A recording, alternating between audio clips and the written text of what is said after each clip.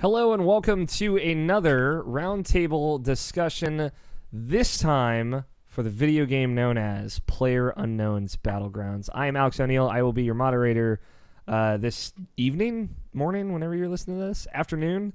And today I am joined by what I might refer to personally in my personal life as a dream team in this ramshackle put-together podcast. With me is Roger Pokorny. What was that? It was what, like New York has a lot of pigeons, right? No, okay, we can't do this right now. Dustin Furman is here. Chicken dinner. Let's go. And the Reverend Cameron Abbott is here. Hey, what's going on? So I'm gonna, this is gonna be the last episode roundtable that goes out. I'm gonna front load this with a little bit of information. Originally, Super Mario Odyssey was in this slot, and my friend and yours, Brian Albishan Jackson, was going to host a roundtable about that game. He was very, very sick for like a full month when we were recording these, and he could not get a team together to record one of those. So I was like, okay, I will do one. I was originally going to do Mario, but I am not, let's say, the most passionate person about Mario Odyssey. I think it's a great game, just not one of my 10 favorite games of the year. So it would be hard for me to kind of moderate that conversation. But the game that was not on our 10 podcast lists, because, we tried to highlight some more odd choices. Nier was on there. I don't know if Nier is an odd choice, but like Danganronpa, Night in the Woods, Edith Finch, things like that maybe weren't on everyone's lists out there. We tried to highlight some of those and get the big ones too, like Zelda and Wolfenstein. But one that was not on the list that I put together, that me and the podcast team put together, that was highly requested to talk about was PlayerUnknown's Battlegrounds. And of course, I didn't gather any of the people that said they wanted to talk about that. I've gathered these wonderful podcasters that were available kind of at a last minute to talk about PlayerUnknown's Battlegrounds. One might say this was the biggest game of 2017. It was For sure. Probably one of the most talked about games. It set the world on fire. It set Twitch on fire, probably literally to some degree. It became the most viewed video game on Twitch over things like Dota 2 and League of Legends, which is a massive accomplishment. And I just got a press release this morning in my email that it has sold 3 million units on Xbox One in less than a month. Jesus Christ. Which is crazy considering that is a early access version of the game, not the 1.0 version that is available on PC now. Which is still, a little janky, but it is a decidedly more broken version of the game on Xbox One, and Dustin knows because that is the version that he's been playing. This version I've been playing as well, and it is grown past phenomenon status, I think. Yeah. I don't know. I don't have the numbers of like the PC sales in front of me, but I know it's a lot. It's over 10 million. I know that, but I think it's over 15 million at this point. yeah, Wow. I would believe it. Not only that, but it's surpassed Dota as like the game that is getting the most playtime on Steam. So like people are playing it concurrently more than any other game. In fact, almost all games on Steam combined. Yeah, It's ridiculous. to talk about PUBG, as the kids call it, right, Roger? No, we're actually going in the background. We're actually calling it PlayerUnknown's Battlegrounds. Oh, yeah. yikes. Sorry. We can use the plural now because there's 2 maps. So Yeah. before yeah. it was just a PlayerUnknown's Battleground. Now it's grounds. Yeah. Grounds. Yeah. Okay. Yeah, I meant that purposefully. Yeah. Absolutely. I know you did. It is a huge game. It is essentially an entirely new genre. Although I think it is safe to say that the Arma mods that this kind of slowly is originated from, they were trying to get here. I feel like everything was like trying to put another piece into the puzzle to make it fit. But I feel like PlayerUnknown's Battlegrounds is the resultant of all of those different pieces that H1Z1 and DayZ and all these other Arma 3 mods have been building. Do you remember when DayZ was on stage at E3? On the PlayStation stage? Yeah, it's so funny to think about that now that like at this point, it doesn't even matter. And I don't know if they've even canceled it, but yeah, PUBG has taken that throne completely. Yeah, and I don't think anything else is gonna shake it for a very long time. Yeah, and it's also funny because H1Z1 did have a mode that they then spun off into a different game. King of the Hill. Yeah, King of the Hill, which is very similar to PUBG, though I don't think it is quite as refined. And it didn't have 100 players, I don't think. I'm not sure. It might have, but we've seen all these things come so close, but like when lightning strikes, it fucking hits. And that is PUBG to the umph degree, and we've got a variety of different experiences. I know, Roger, you played a lot when it first came out. I don't know how much you've played recently. Yeah, it's been on and off for me. I mean, when I first got it, which was right around like when the hype started blowing up, I for sure was playing a ton of it. Like that was my only go-to game. And then as time has gone on, like it's the go-to game when I need to play a game, when I have something, when I have an itch. So I pulled in a few matches here and there, but I've played a few in the 1.0, but it's for sure been like a tapered off experience. Yeah. And I got it on Xbox One when it came out in December, and I have an Xbox One X, which means it kind of does run for me. Dustin, you've been playing on Xbox One as well. Actually, I'm playing on PC. I don't know if I made that confusing when we were talking about it earlier, but yeah, I've been on PC. I've not played on Xbox. So okay, I was very confused then. Okay. When did you start playing? I should ask. So I started playing. I think at the same time Roger did when the hype started to really build up. And what's funny is I was playing on a Steam shared copy for months and months, and I actually finally bought it today. So no, it's interesting because I think part of the reason why I stopped playing it for a while is because it was just so janky and my computer wasn't helping, and there was just so many frustrations with that. And then I got back into it in the past week or so, playing a lot this past week and checking out the 1.0, checking out the desert map, and it's already so much better than it was when I played it last time. Just, it runs at a consistent frame rate, and when I started, it was like sometimes you would land and then like buildings would just start popping up around you. So yeah, I have a little bit of the jank and a little bit of the new. So okay.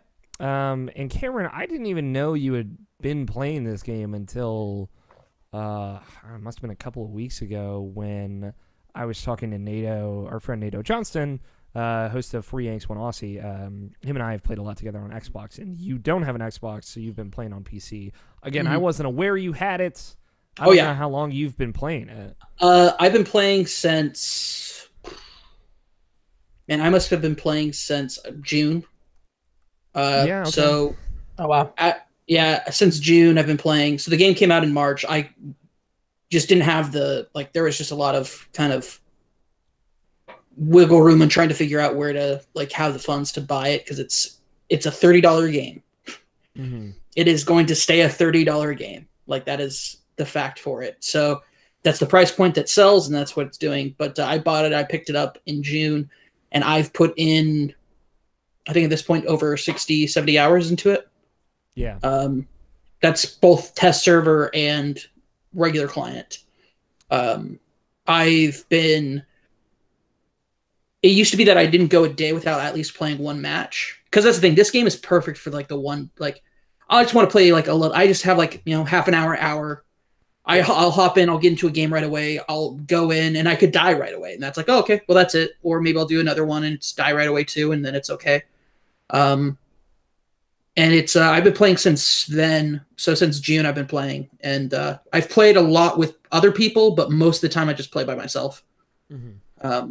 Sometimes I even go into squad games by myself, because it's fun to watch people try to save their friends, and then you shoot them too. And then you watch them fail. Yep. Granted, I will say, even though I've done that, I've never gotten a chicken dinner. Really? Oh wow. Okay. I regularly make it within the top 20. Definitely get into the top 10s a lot. The closest I came was second place. And it was just a so close. I could almost feel the waif of the like that aroma of the chicken dinner like right outside of my mouth. I was salivating, and then it was snatched away from me because I forgot to switch away from the sniper rifle to an assault rifle. Damn it. Listen, it happens to the best of us. You've not gotten a chicken dinner yet either, right, Dustin? No, and what really makes me mad is that today I was like, oh, sweet, I'm going to get it. And then I got 5th, which is the highest I'd ever gotten. And then I gave it a couple more rounds and got 3rd. I really thought it was it. And someone just, it was obviously someone who was really good because he just threw a grenade directly on my head and killed me. So I was very, very close today. Roger, I'm just the best at video games, so I've gotten no. I play with a bunch of people that are really way better than me, so I've kind of coasted off of their success. I mean, solo, I've definitely not gotten a chicken dinner, but I've gotten a few with the help of a friend who's just done it in duos. Yeah. So I mean, I was pulling my weight a little bit, but like he was the one for sure that was getting most of the kills. So I can't say that I've gotten one by myself. I've gotten 3 and count them. All my by hands. yourself? None by myself. 0 solo chicken dinners. I've come in, I think, 5th place before. But have you lived to get your chicken dinner though, or were you carried through? No, I've lived. 2 of the 3 times I lived to the end. It was only once where I was dead and a chicken dinner was awarded. The first time I ever played duos was with Nato Johnston, the beautiful boy himself, and we took it all the way. It was my first duos match. It was my first time ever playing with another person. It was with Nato, and we went all the way to the end. All the way to the top. Nato's very good. Yeah. Nato and Alex Van Kaken. Mr. Kaken, yes. Yeah. I've played with Alex. I've done duos with Alex. Alex is he's very serious. Nato is way more okay with being just like a spicy boy. Yeah. You need to be spicy every now and again. But like I've never spent more time on my belly than I have crawling through like the grass and dirt with Alex Van Aken. No, Alex and I, the first time we ever played together, there was a care package that landed right where we landed on a mountaintop. No one was there. We just got it. Nice. And we took that all the way to like 7th place. Nice. Which was fine. But yeah, like ghillie suit. No ghillie suit. It was like the submachine gun. So it was like, come on, give me something. It is the chicken dinner is such a weird thing to me because like I don't know where winner chicken dinner has ever originated from. No one ever says winner chicken dinner. Also, they always only say chicken dinner. But it is such. I know this is like that's an old phrase. Like I know that is not a recent thing, but it has become new again because of PlayerUnknown's Battlegrounds, and that is like such a. It's weird to associate a phrase with winning, but like chicken dinner has become this. The chicken dinner has become a best moment contender of 2017. And I think that just speaks to the influence of PUBG and everything that it's done. I'm kind of curious, just kind of going around the table here, so there are 3 main modes in PUBG. There's solo, where you play by yourself. There's duo, where you play with one partner. And then there's squad, where you can play with up to 4 people. Squad. You can play 3 people, yeah. And then it's split because you can also do first person of all those modes as well, where everybody's locked into first person. Yeah, you can do that on PC right now. Is just you can just free switch on Xbox One. Although, like, I would prefer to play that game exclusively in first person and know that everyone else is playing in first person. Myself, it's just not an option for me yet, which is weird because, like, a thing that came to PC late, vaulting is just right there from the get-go on Xbox One. Yeah. So, I don't know, man. Well, they wanted to get that in because, in the words of, I think actually I said it. I think maybe Alex said it, but I was playing with Alex Van Aken on the test server, and one of us said, vaulting will change the world. And it did. It did. I've never known a life without vaulting. It's always been beautiful for me. It's a good life, man. It is a good life. I live a privileged life. I know that now. That's the thing that tricked you off. Man, I can vault. I live a privileged life. Finally, Roger, I can recognize it. Yeah, exactly. Yeah. I want to know, of those three main modes, what do you prefer, Roger? I prefer for sure duo. Okay. I mean, the more as soon as I said for sure, I thought about it a little bit more. But I mean, no, like my first experiences with the game were solo and jumping into it, and just kind of dealing with it that way, and like that intense fear of just being completely silent, because it's one, I'm not used to playing a lot of games without having music in the background. Mm-hmm. That's something that is kind of like, anytime I play a game, I try to play games with that I can like just blast music. Not always, of course, because Telltale games and stuff like that. But so this is a game that it's a multiplayer game that I can't listen to music and I have to be into it. It's completely silent, and that's a rush in of its own. But playing with a friend changes the entire thing. Being able to feed off of them and kind of get call outs, like that is a totally different experience in squad, more so than that. But I've played it mostly in those two modes, and I prefer duos more to think about it. Just because being able to joke around with your friend or have that serious moment where you guys can like look back and not only part of your game and like your history and everything with it, but like also your friendship. Like that is kind of a great bonding tool. Also, I remember. Oh, sorry. I was just gonna say, I think like duo is a good balance of jovial and serious. Like, of the three. But we'll kind of loop back around to that. Go ahead, Roger. No, I was just gonna say, I remember one of my favorite moments of the summer. One of the few moments I remember, like, because I was editing a ton and trying to make a bunch of videos. I remember it was like 6 a.m. and I was bored and I was like slept all night. I stayed up all night editing this thing, and then NATO just messages me. He's like, "Let's play PUBG." And I remember vividly playing that entire match, and him and I just just like dicking around, like getting to like, I think 4th or 5th place at like 6 a.m. Those are the moments of 2017 that I remember most. You know what I mean? And I think that's something super special. Duos is really a fantastic. It's a fantastic mode. Okay. Dustin, what about you? So what's interesting is I really have not put almost any time into anything but solo, and that's just because a lot of the people I play with don't suck. They suck, and they don't play on PC, and they don't have Xbox Live or anything like that, so we don't even have Xbox as an option. So a lot of my time has been solo, which has been interesting, because what I'm gathering is that it's more, I don't want to say it's more difficult solo, but a lot of people I know, when I see them posting their chicken dinners online, they're in duos, and like the really serious people, like the streamers, are usually playing solo. Maybe that's just totally something in my head. But yeah, I really want to play more duos if I can, just because that seems to be where most people have the most fun. I did play squad once with one of my old friends from high school, and it was very intimidating because him and his friends were really good at the game. And I was telling him, like, I've never played squad, so just like help me out here. And they were like calling out like, "Oh, 30 degrees.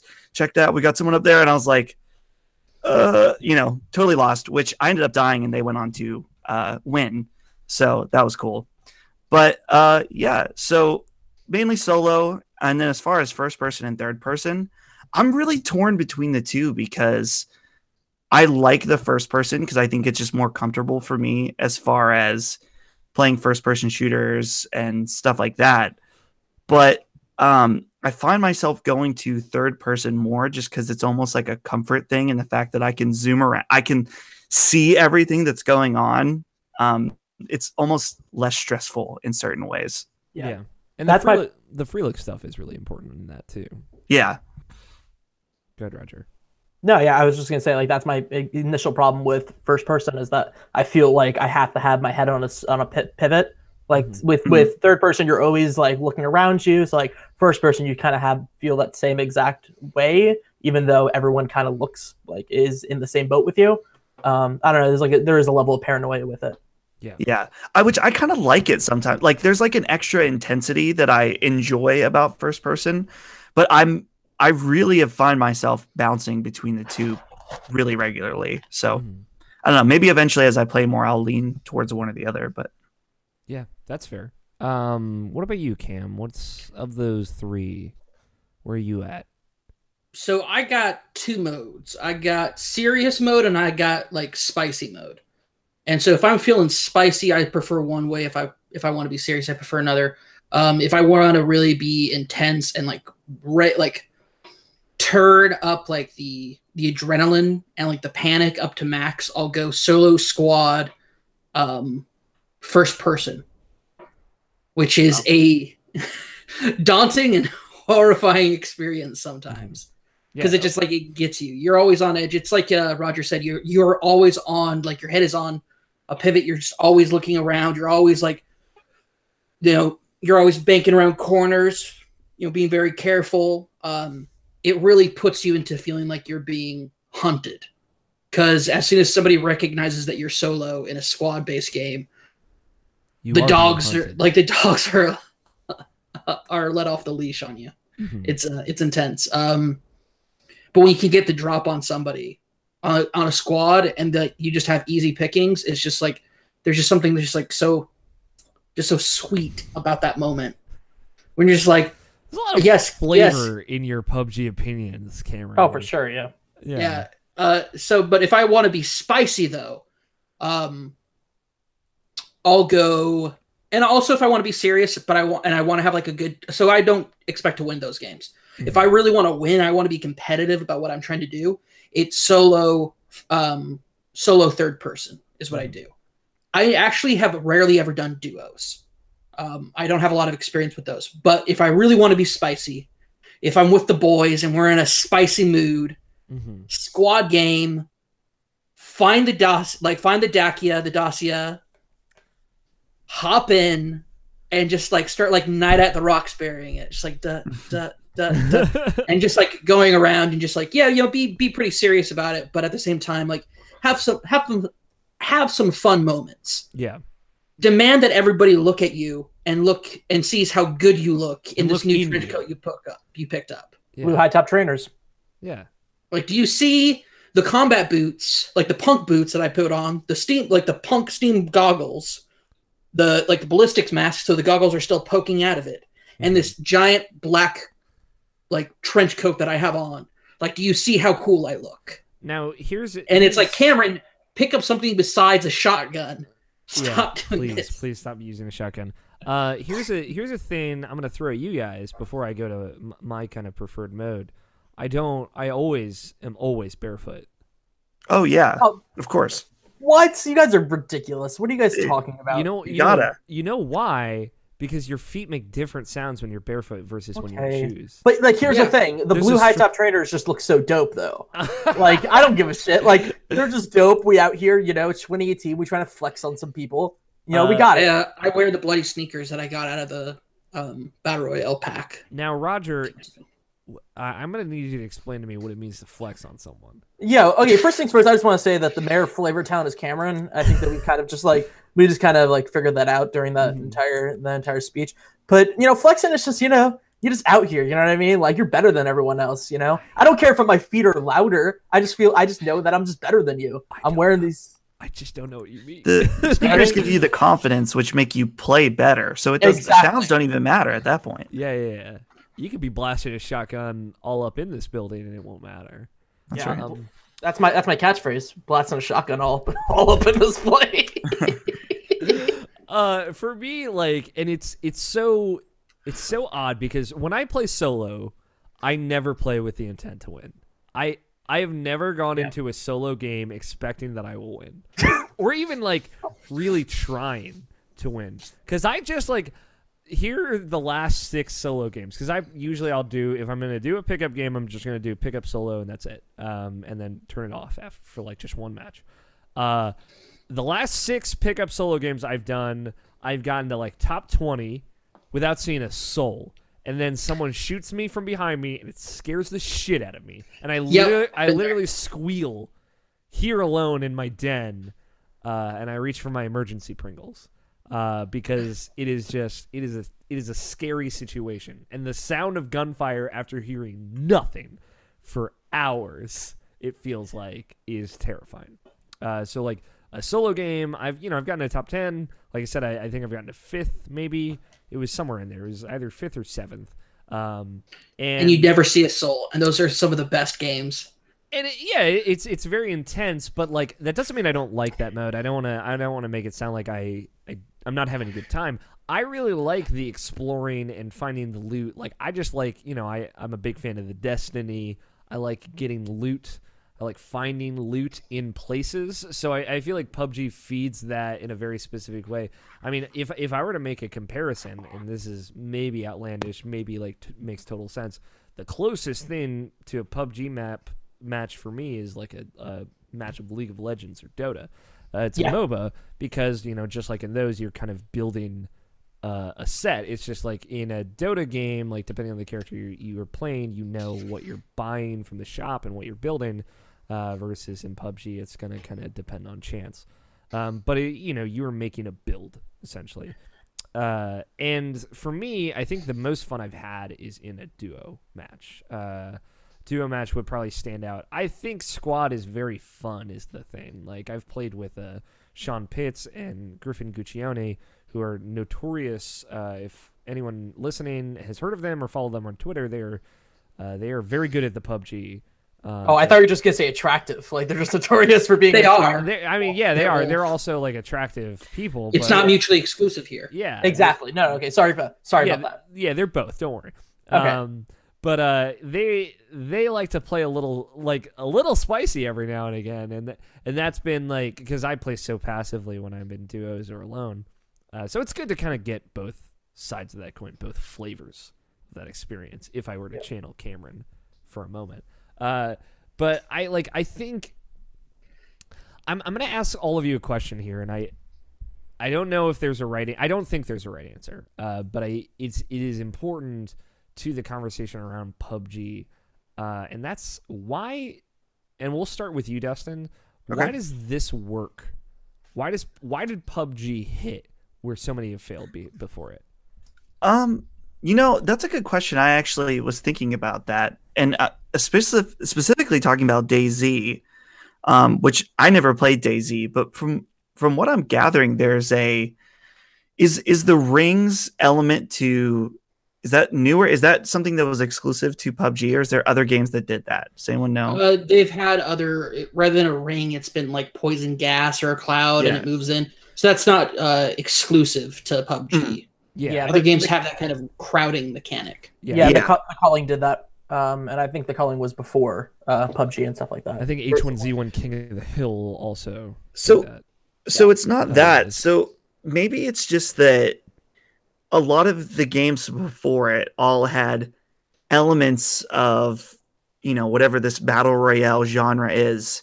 And it wasn't until a veteran designer of these types of games was able to come in and be like, okay, well, this works and this doesn't work. So let's take the good, take out the bad of all of what these games did and try something. And I don't know. It's a really interesting question that you're asking that, just because I honestly don't know if I know the answer. It's just my best guess. So I'm gonna read you guys before we're gonna move on to Cameron and Roger as well. Give me a moment. I'm gonna read you the description that Wikipedia has for H1Z1's Battle Royale, just because it sounds a bit different, and I think some of those things will stick out here. It's a little lengthy. I'll see if I can truncate a bit.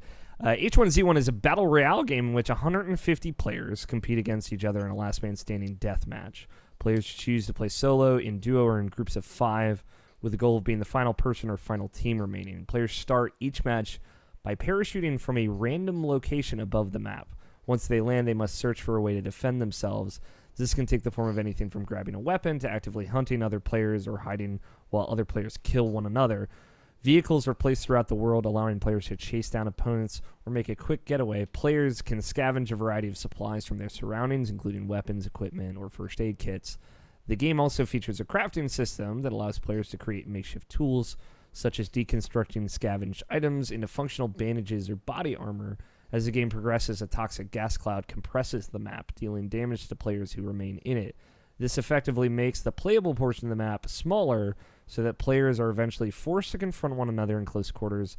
The gas spreads from in timed increments, dealing greater degree of damage in the later stages of the map. It doesn't specify whether or not this is like an enclosing circle, which I think is important here. But there are two key differences that stand out to me. And again, H1Z1 is just, it started in early access in February of 2016 and is the closest I think that has struck without hitting. And H1Z1 was popular. It's just like when you compare the two, there's really no comparison. And that's is 150 players versus 100. And I think that is 100 is kind of a sweet spot. And also you start from a random location versus everyone kind of jumping from plane, which is at least aesthetically kind of a pleasing feeling. And I think those two do go a long way. So I'm gonna position this to you, Cameron. What works? What made PUBG like this? I think it's a combination of a few factors here. You have the fact that PUBG has the benefit of being, it's no longer the latest version of this type of genre of game, but it's come at a point in where it hit at the right time. It hit at a point where it doesn't require crafting. It doesn't require like an in-depth knowledge of how the world works. Like you can very much pick up easy, get to like the world's physics work pretty normally. There isn't anything really too weird about it. The third thing is that it's a gamble. Everything in PUBG is a gamble. It has this sense of whether or not, like, oh, if you go to the same place every single time, every time you play, you're going to find new stuff there every single time. There's that sense of RNG. There's that sense of, what am I going to find in this house? It's the combination of the risk versus the reward in this idea of gambling. And everything you do in PUBG is a massive gamble, because you either win out big and get that winner chicken dinner, or you'll lose and you'll either scream out loud in your house, or you'll go into a cussing tirade because you made it to second place and you can't believe that you forgot to switch to your assault rifle because you're an idiot. Yeah. Like you have that. And then the last thing I really think that it hits on that is so different from everything else that's come before it is when it came out, when it released. It's not just the benefit of it, it's been able to draw from things beforehand, that it's coming from a mod idea, like kind of an idea of how a game should work. So it's not necessarily game development, it's mod development, and the kind of the way that it does it. That's why the improvements are based more upon like interacting and aesthetics, and it's not like, oh hey, we made the cars look a little bit better. Everything is about the play style and the way that you play into it. So that's going back to the first part. But the last thing that I want to say is the timing in which it came out. It came out in March of this year. March of this year had some really good games going on around it, but there was really nothing going on for PC players to really latch on to. This game came out, and it, like you said, it struck like lightning, but for some reason they were able to put it in a bottle. And it's just worked. It's just luck. It's timing. It's just the idea that this game came out at the right moment in the right time. Because if it came out later in the year, I don't know if it would have been as successful. It wouldn't have had enough time to kind of build up the zeitgeist around it. If it had come out way earlier, it could have gotten lost in the post-holiday shuffle. But it had enough. Also, PlayerUnknown himself had enough kind of reputation for making these high quality mods in Arma and H1Z1 and DayZ. So for him to say, well, this is my version of the game, and we're only going to do 100 players, it's going to be like this, and it's a very basic concept, but it hit really a sweet spot with a lot of people, including all of us. So I think it's those kind of like those 5 factors, especially the timing. Like March was the perfect time to do it. I think we saw a couple years ago, Dying Light. Dying Light would not have made a splash in the pond if it hadn't come out at the perfect time for it a couple of years ago. January, man. Don't undersell January. Don't undersell January. Don't undersell January. Tales of Berseria. That's all I'm saying. You mean this game right here? This game that I'm playing through right here? Sorry. It's okay. I got Cameron to play Tales of Berseria. I'm very nice. Real excited about it. Roger. Yeah. Hi, how are you? I'm all right. Roger, an intellectual. Yeah, that's actually how they announced me at my graduation. They were like, Yeah. here's Roger Pokorny, intellectual. Yes. It's weird. They didn't say anything else about anyone else. Why does PUBG work?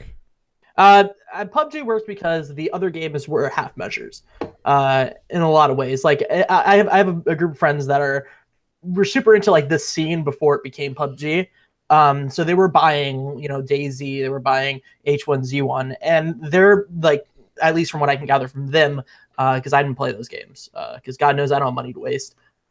It seemed that they were like, well, it didn't have enough players. It didn't have enough like that rabid fan base. It didn't have, the cars weren't good enough. The combat wasn't great enough. Like it seemed like there wasn't that ever like that hit. And I think Cameron brought up a great point with the crafting. This game, I think that PUBG is perfect because there is no barrier of entry necessarily. There is no crafting. It is just you pick up and you go and you fight.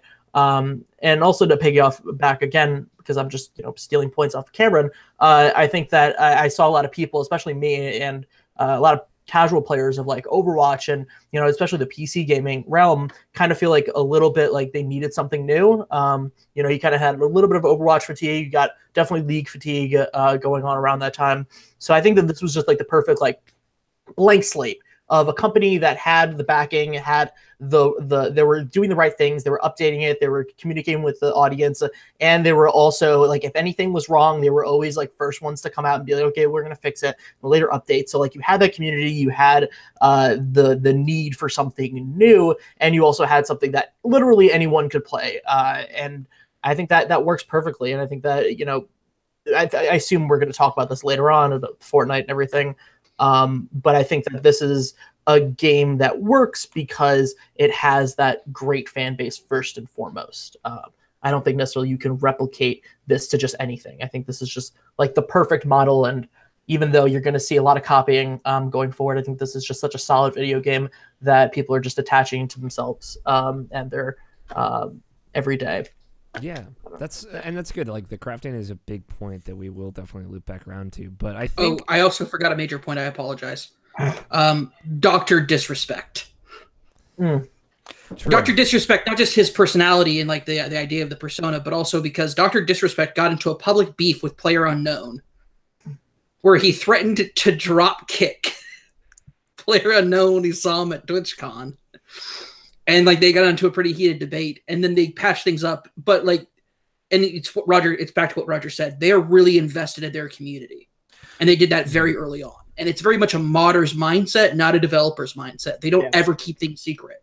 Yeah. As soon as they have a ready build, they put it on the test server. And Cam, I think you hit on something interesting with Dr. Disrespect, and I was thinking about this because I was thinking about the culling. And how I think the calling was like absolutely huge for like, a couple months. Mm-hmm. And I think a lot of that was because of Twitch. And this was like, correct me if I'm wrong, this was the first non-mod battle royale game that was released that was huge on Twitch, which the calling then promptly died, So people were ready for that. I think that the calling got them interested in, a mainstream audience in a game that's like this. And then, once PlayerUnknown comes out and people are like, oh, this is like the calling, but it's not broken completely. Yeah.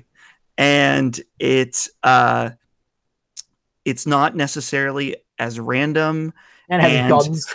It has guns. And the, and the guns feel so good. Every weapon in that game feels so good. Also, when they glitched a pan that made it invulnerable to bullets, it said, oh, we can't fix it now. Everybody loves it. Yeah. Like no other game would do that, but it's a modder's mindset. But I think you're right. You hit the nail on the head, Dustin. Like we were looking for something. People were looking for something on Twitch, and they were tired of like the 30,000 League of Legends Twitch streamers. Yeah. So, and that's the thing, and not to, I just want to, a question I have for you guys, not to take moderator position at all, but this is something that I'm legitimately wondering is PUBG successful without Twitch? No. It owes, no. everything to Twitch, which is just, it's interesting to think about where we are with games now, that the medium owes so much to a completely different medium sometimes. It's just, it's interesting how that's going to affect games like this in the future, and not even necessarily games like this, but just games in general. Yeah, and it's like if PUBG wasn't as fun to watch as it is to play, then it wouldn't be as good a game. Yeah, it's just the bottom line. And in you're not business wrong. speak, we call that synergy. Synergy. Damn. That's why those new consoles got those streaming capabilities built in from the get-go. And that's a good thing, too. I will say, I think another part of PUBG that is super important, that is unique to it, is the map. That is true. Because... all hell Pochinki. Best town. Like, I have never played a multiplayer game, really. Like, you know, I've known a couple of Call of Duty maps. I know a shortcut here or there, whatever. I could take my way around Yoshi's Valley. All right, I could lead you down a pipeline, if you know what I'm saying. You could just stop right there, buddy. It's good. Yeah. I can see your eyes just glistening. I'm trying to figure out how to new improv. one. Oh, I got way more in my quiver, dude. I could take you to In your Hanamura. But there is a character to the actual setting of PUBG, whether it be like the weird pseudo post-apocalyptic nuclear town of Russia that it is, or you know, just the aesthetic to it, the graffiti, the things that have kind of been added over time. There are places like the quarry or Pochinki, like you said, or the military base, or Gibraltar. I don't know. That's an Overwatch map. That's an Overwatch. But it sounds like a PUBG town. And like, no, Gibraltar's a real place. I don't know, man. It's a dumb name. Wherever Gibraltar is, I got no hate, but it's just a weird name. Dude, I'm all about my European fan base. You can't be doing this to me. Hashtag Dutch hype. No, Gibraltar, yeah, it's a fun name. But you know, when you're going, it is to the point now that I'm so familiar with the map, and I've played like 35 hours of PUBG, right? I've played a good amount, but not as much as like Cam or not as much as Overwatch for sure. But like when you get the angle that the plane is coming to the island with, and again, I've only lived that one map life.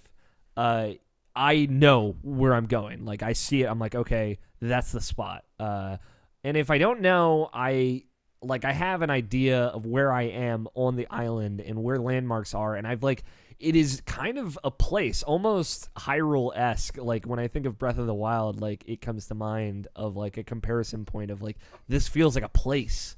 And that's such a weird thing for a multiplayer shooter.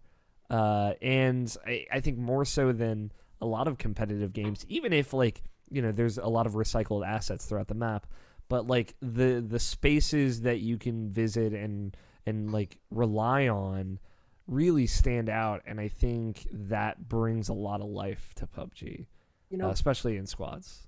I mean, that's interesting to me because I kind of never have felt that with the game. I put around, I think, 40 hours into the game, so like I know it as well as you, and like throughout the entire game, like I kind of like I get like there's Pochinki, there's, you know, these places that I know the name of and I know like kind of how they look.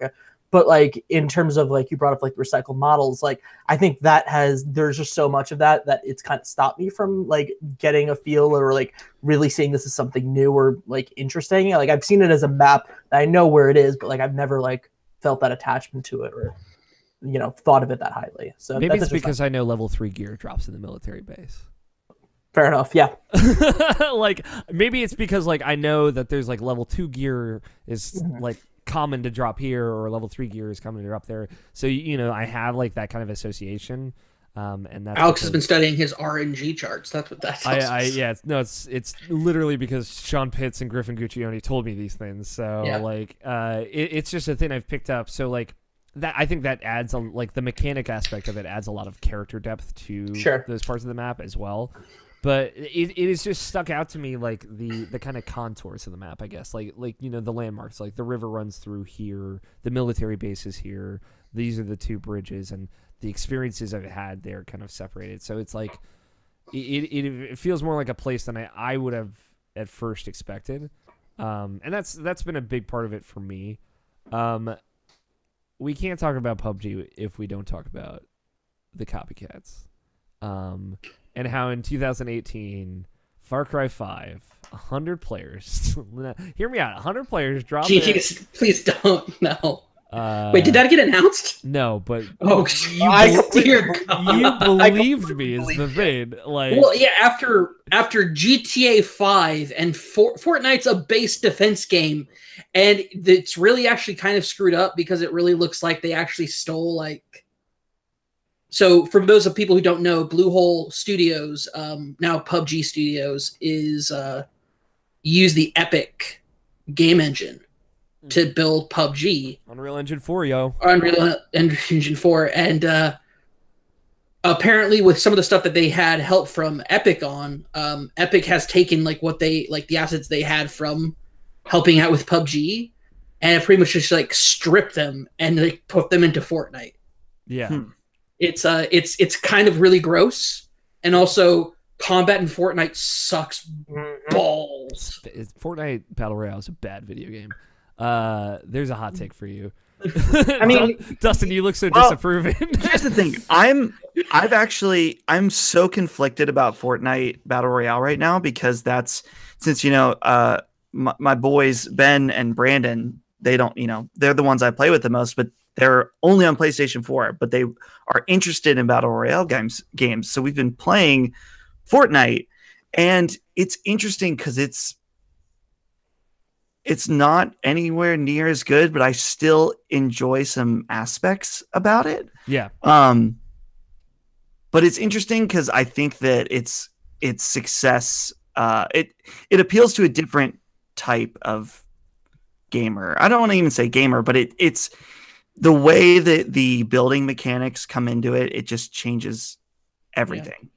Yeah. And the bad combat. One of the kind of player that plays Fortnite is the player who can't play PUBG. That's what that No, that's very true. Like that's like yeah, but no, it's also crafting in a game like this. I don't care for whatsoever. Yeah, and I think it strips away the point of like the flow of moving around, and it's.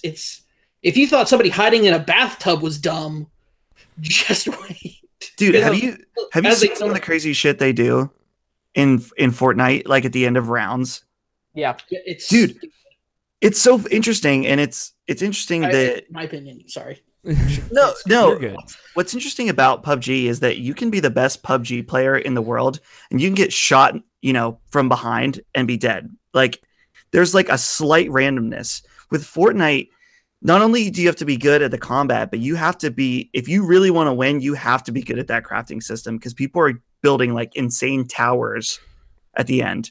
And it's like, okay, well, I might be able to hold my own in some 1v1 or 1v2 situations, but to learn how to do the building stuff is a commitment I'm not willing to make. Yeah, exactly.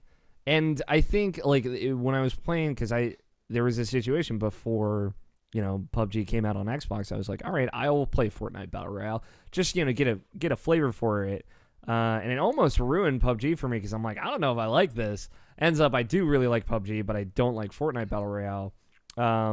There was a moment where I was like, there was like a little like treetop kind of thing, and I had to build like a staircase to get to inside of it to get to like this health pack and gun. And I'm like, I don't like this. Like, this isn't fun for me. Like, I don't like having to make a staircase to get into this thing.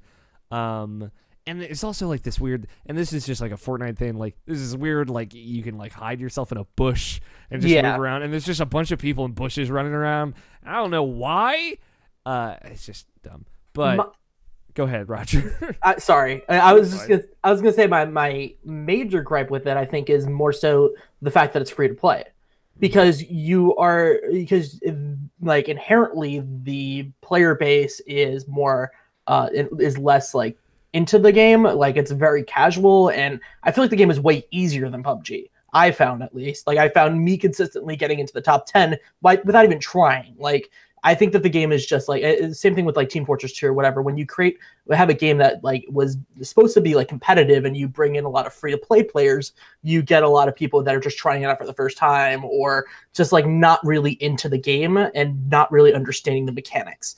And that's what I've found that has ruined my time with Fortnite. I mean, I think that also the crafting system, I haven't seen many people use it. When they use it, it's more so the detriment of the game, like breaking the game to make a huge staircase so you can fly to the end of the map. Like I've seen it more as less of like people just using it to kind of like screw with the game and not make something interesting out of it, like make a tower or something. At least this is my my limited experience with the game. I think that's like my main gripe with it is that if it was like $30 and it had its own community and its own fan base that liked it because of the crafting system, I think I'd be more behind it. It's just like all over the place. And it's also contrasting because like I think the crafting system works really well in Fortnite proper. Mm-hmm. Like I think if you look at games like Orcs Must Die and Dungeon Defenders, like Fortnite seems like a really good refined evolution of that kind of tower defense idea, but like with more mechanics and more objectives and more personality. And to see a battle royale mode kind of thrown on there just seems so disingenuous. But it's not even just thrown on there though. It's also completely replaced the focus of the game. Yeah. The game was meant to be this new, and I was really excited I'll be honest, I was super excited for Fortnite.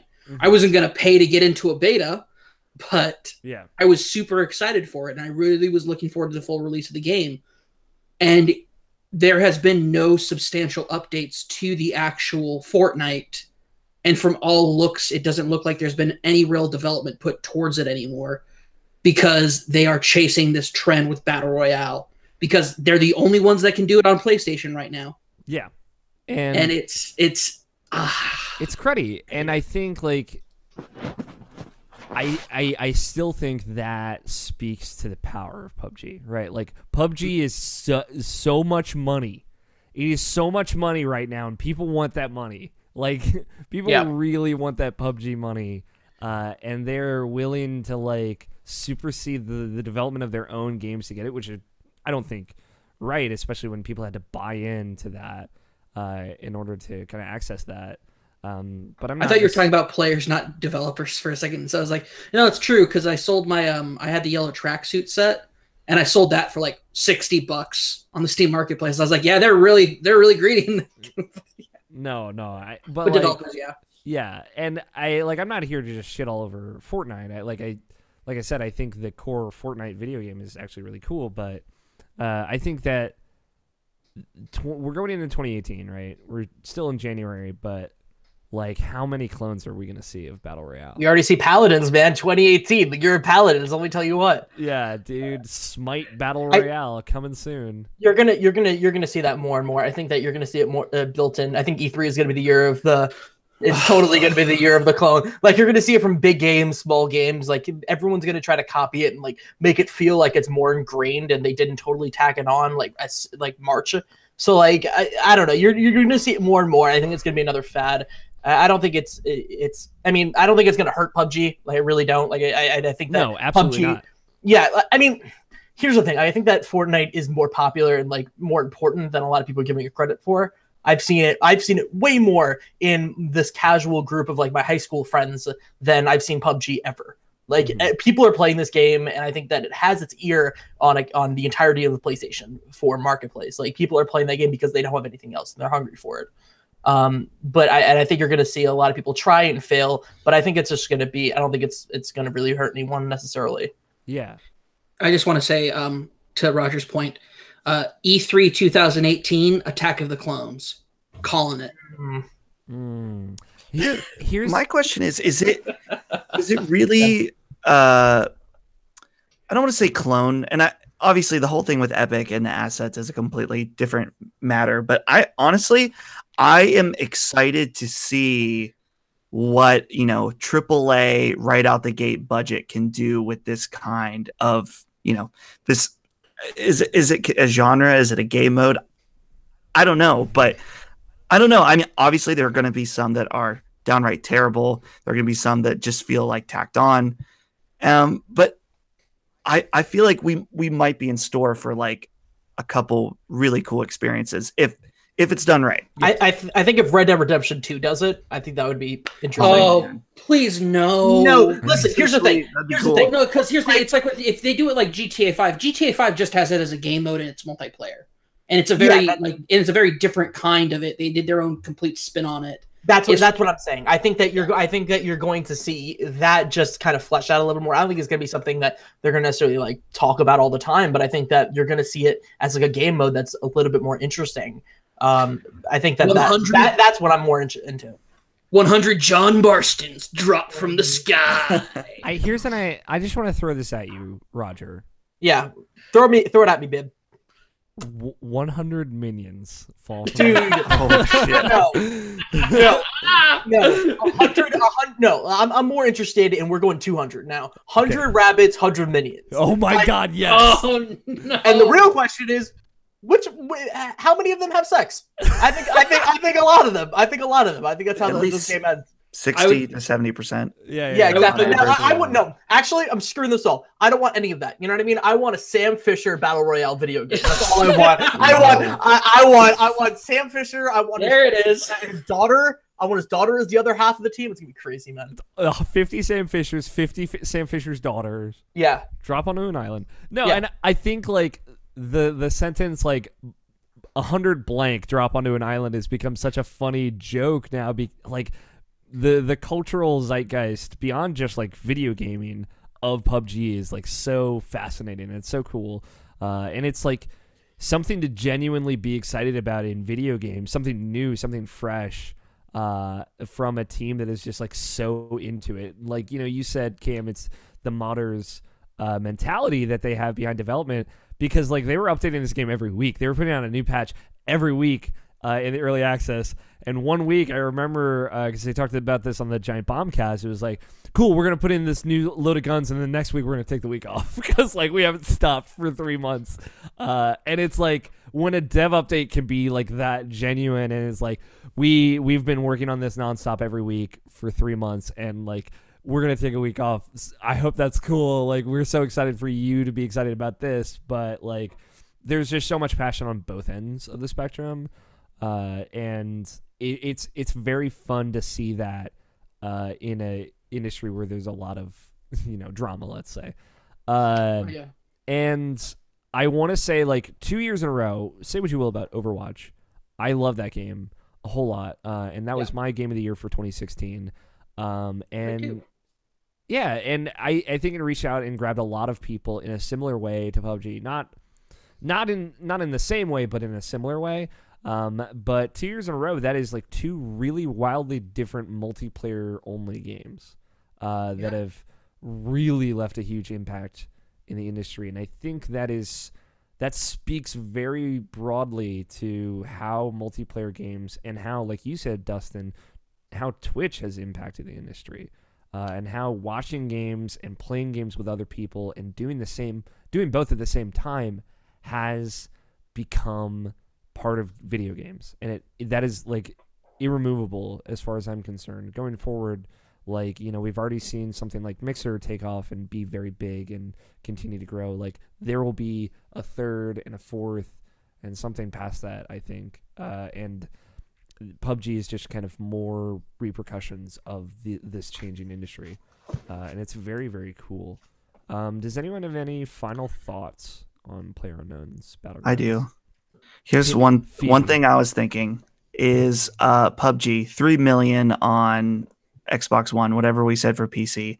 It's not out on PS4 yet, which is the best-selling console currently, right? Yeah. Just I wouldn't be surprised that we will see PUBG on PS4 within 6 months or less. Oh, for sure. And if it's Wildfire now, when that comes out on PS4, it's going to be insane.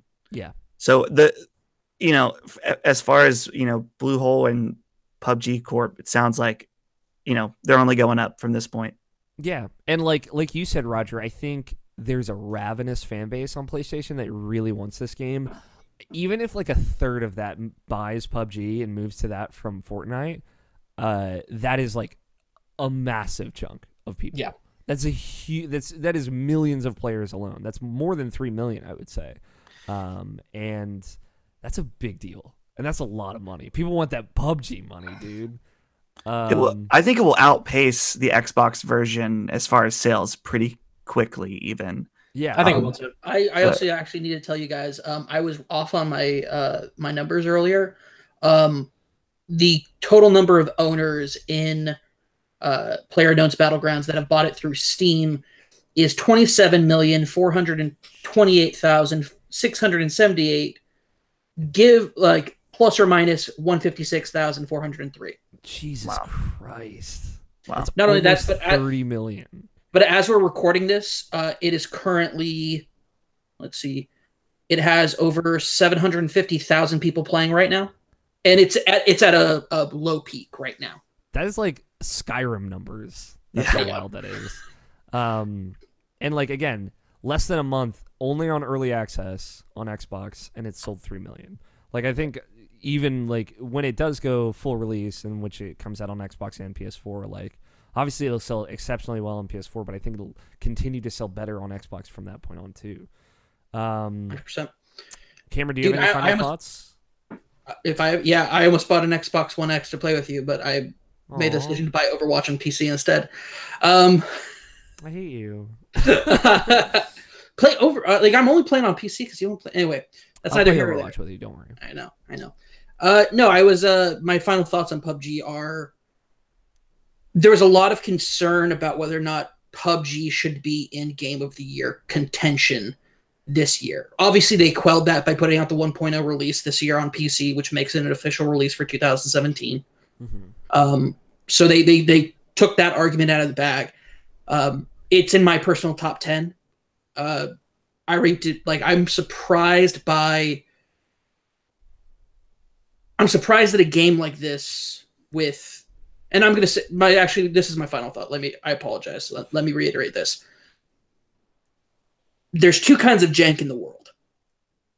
There's the jank that you find in games like Fortnite or other games where it's just like, it is the bad kind of jank. It is where you put an effort and it's not only not rewarded, but it's turned against you. Mm-hmm. And then there's a good kind of jank where I'm on a motorcycle in the red circle, and I have to get through almost the entire red circle, and I found the motorcycle. I hop on from on the back, so I hop on the back, and as bombs are going off around me, I can't drive forward because I'm sitting on the back of the motorcycle. So I hop off, hop back on, and then drive through it. And then I proceed to drive up a mountain, vertical, only to have it fall back on me, knock me off, hit me with the motorcycle, and bring me this close to death. Like, just very close to death.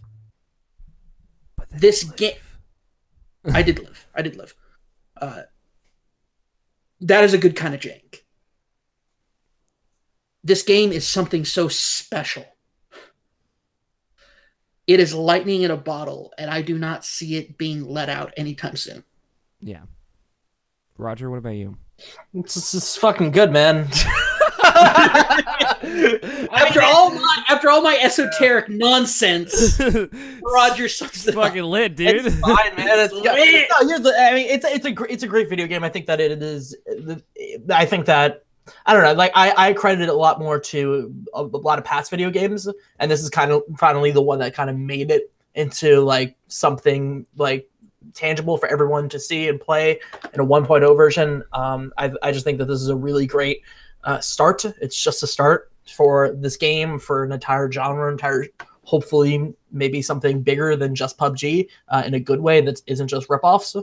I think that Alex brought up a really great point that we've had 2 games in 2 years that have really reinvented PC gaming and that entire Twitch community, and I think that's beautiful. I think we're going to see something again in 2018 maybe. I don't know. I just think this is a really great start of something really beautiful.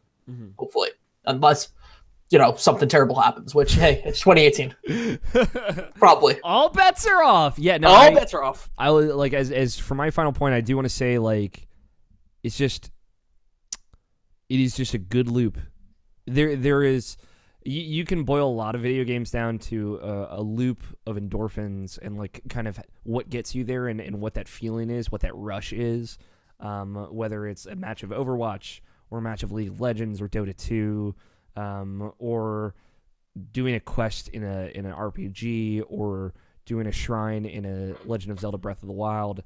There are loops in games that keep you coming back for more, and the loop of jumping out of an airplane, landing in a random spot, and grabbing whatever gun you can get your hands on and trying to fight your way to the end is a good loop. And PUBG has found that, and has found it not just in a good way, but in its own unique and interesting and colorful way that is, bolstered by jank, but also bolstered by like really smart design, really good visual indicators like golden handles on doors to let you know it's like a door out of the house versus a door inside the house. Like there are tricks and cues and visuals in PUBG that are smart and have a lot of thought and care put into them.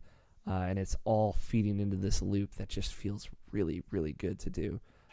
It's a game you want to play around of every day for the rest of your life, and that is something really, really cool. And it is the story, I think, one of the stories from 2017. And it's a damn fine video game. I would recommend you play it. But I would also recommend additional reading. I do have Roger Pokorny here. I have to recommend this. Roger did a great video on for IGN. PUBG. Dude, I forgot I did that. For IGN. One of the reasons why I invited you on here. I was waiting. I was like, you have a book recommendation? Well, I thought when you brought up that you were making a bunch of videos, I was like, oh, and you made that one about PUBG. Oh, and then you need to go back to it. I was like, okay. Yeah. So it's a great video talking about Battle Royale as well, which is a movie that takes the similar concept. And you should go watch it. Of course. And you should check the description and follow all of these amazing creators, Cameron and Dustin and Roger, of course. This is going to be the last roundtable conversation that's going up for our 2017 Game of the Year. It's the first time we've done this. It has been a very cool experience, like going through, listening to them. I've been super, super proud of them. And I hope people have connected with them, have liked them. I hope if you played PUBG and you listened to this, you thought this was a good conversation. If you missed any of them, irrationalpassions.com is the place to go. And next week we are doing our 5-day spectacular Game of the Year podcast for Irrational Passions podcast. You should go listen to that. Day 1, part 1 comes out on Monday. And we're going all the way Monday through Friday. All of the madness that shall ensue with that. So give that a listen. Thank you so much for listening. Thank you, Dustin. Thank you, Roger. Thank you, Cameron, for joining me. I have been your host, Alex O'Neill, and thank you for listening.